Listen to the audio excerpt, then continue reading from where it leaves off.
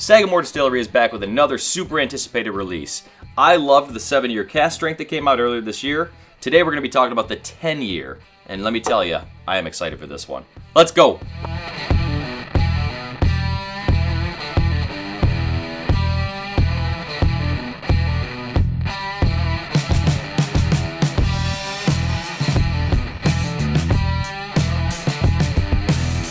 How is everyone doing today? My name's Chris. Welcome back to Bourbinsane.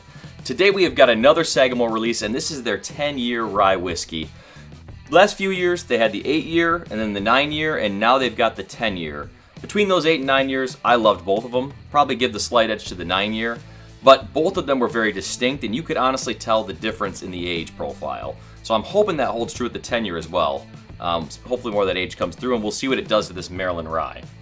So for those of you that don't know, Sagamore is located in Maryland, and they have probably the best rye out there as far as a craft distillery goes. I don't know if I like another craft distillery's rye as much as I like this Maryland rye specifically.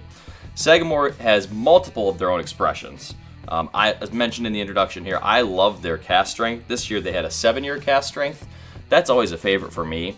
Just hits you in the face with both rye and their kind of chocolatey Maryland profile notes that I love. But I'm really excited about this hyper age expression being a 10-year. This is actually pretty high proof itself also. So 55.4 is the ABV on this, and that's very respectable. You know, a lot of times when distilleries put out these higher aged whiskeys, they like to put them at super low proof, you know, just to get more yields out of the barrel. I respect the fact that Sagamore upped this in proof to the 55, I'm sorry, not proof, but the ABV to the 55.4. Giving it, most likely at least a much better mouthfeel, finish, those kind of notes. This is a blend of their own 2 mash bills, so a 95.5 and then most likely a 51% rye mash bill. And then of course they just pick which barrels and the ratio they think is going to be best for this release. So enough of me talking, let's get right into this one. Very fortunate to be able to have a sample this sent to me. The retail price on this is $79.99. So honestly, for a 10-year expression, especially craft, if we're talking craft whiskey, really not that bad compared to other things on the market. So this has a very beautiful color in my glass. It's sticking to the glass really nice too. Love the look of that. To me, it's got an almost dark honey, almost like a barrel-aged honey look. It's a beautiful thing. I included this Sagamore, 9-year, 10-year, these higher age releases in my potentially allocated bottles video that I just put out. And I think because of how good these historically have been and how much I like them at least, this could be a rye that a lot of people are going to be looking for. So let's go right into the nose on this one. Oh man, that has got a wonderful nose. You know, surprisingly, this has given me a little more fruitiness than I was anticipating. With higher aged ryes though, that rye spice, that rye bite does tend to move to an almost dark fruit profile. There's definitely tobacco notes in this. It's almost like a clove. I want to say it's like a clove cigarette or like a clove cigar, but that kind of that cloviness is coming through big time. Not a huge amount of oak on the nose so far. It's definitely got that Maryland profile for me, though. Still that chocolatey, chocolate-covered raisin. That spearmint is there. Almost like a menthol. I mean, I could even argue like a menthol cigar, menthol cigarette, where it gives you that kind of, that mintiness, but tobacco notes. It's more of a deep cigar-like tobacco that comes through, though. The brighter fruits are there, though. It's almost like a peach or a pear, though. Proof isn't kicking me in the face either, which is nice. I mean, that rye isn't really taking over my nose so far. Really nice nose. Let's go into the palate on this.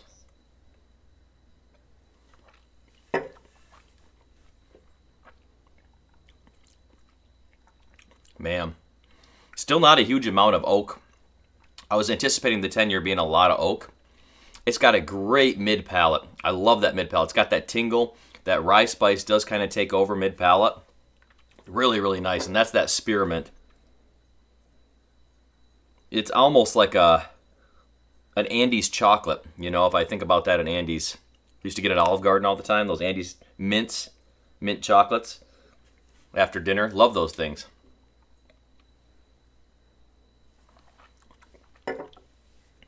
You know, this is more balanced and more well-rounded than the 7-year cask strength. That was, of course, hotter. You know, probably a little better mouthfeel in that one because of the higher proof even. Actually, it probably wasn't even very different in proof. I'll have to look back and see. But I think maybe the youthfulness, that graininess, gave it a little more punch. This definitely has those edges just rounded off. You know, it sounds like it feels like a more complete whiskey. That lighter fruit I described on the nose, definitely not on the palate anymore. This is where all those dark fruits are taking over. Still like plums, raisins for me. The baking spices are definitely there. The oak tannin does hit the back of the palate a little bit too. That is really good. Man, that's really good. It's not what you think of as your classic like Kentucky rye. You know, your 51% rye where it's a lot of sweetness all the time. Even in the hyper-aged stuff, it gets even sweeter typically in those. This still has a very, very nice mesh, a very nice balance of that mintiness, sweetness, and chocolatiness, kind of dessert-like qualities, you know? It's like a crumble cake. I don't know, like a peach, like I said, peach pear. It's still there on the palate a little bit. Like it's almost like peach cobbler note it's giving me. That's really good. Really good. Sweetness up front, oak on the back, and kind of that mintiness, mouth coating on that mid palate. You know, really is really nice. This is some good stuff, man. Like I said, I think Sagamore, they've always priced their things pretty affordable for a craft whiskey company also. $79.99 is not really a bad price for a 10-year craft whiskey, if you think about it. I would pay that again for this. I really, really enjoyed this. And as I mentioned, with the proof being up to just over 110, I think they really, you know, they thought about this whiskey. They thought about what the consumer wanted. They didn't just get the biggest yield they could. These are actually pretty findable throughout the country as far as I've heard. I was, you know, when I put out my previous video, I mentioned I hadn't seen the Sagamore 10 yet. I'm seeing it start to pop up now around here, and I'm going to be getting a bottle of this. Like, I'll go get one probably, you know, sometime this week because I do enjoy it this much once this sample's gone. It's going to be gone quick. So I would definitely recommend pick this up. Again, thank you so much for letting me be able to try this, get a sample to review. Very nice rye. I'm telling you, very nicely aged rye. Let me know, do you guys have any other older ryes that you guys enjoy as well? Could be a Kentucky rye, could be Maryland rye, something else from Sagamore, or anywhere else. I want to hear from you though. If you haven't yet, please do check out my website, bourbinsane.com. I'm putting out reviews like this on there and lots of cool content, articles, news, reviews, latest news in the industry. And I'm loving writing, man. I'm still loving it. We'll see if that continues because it is a lot of work, but I really enjoy it. I appreciate y'all watching the review today. Thank you so much for being here with me. Stay insane.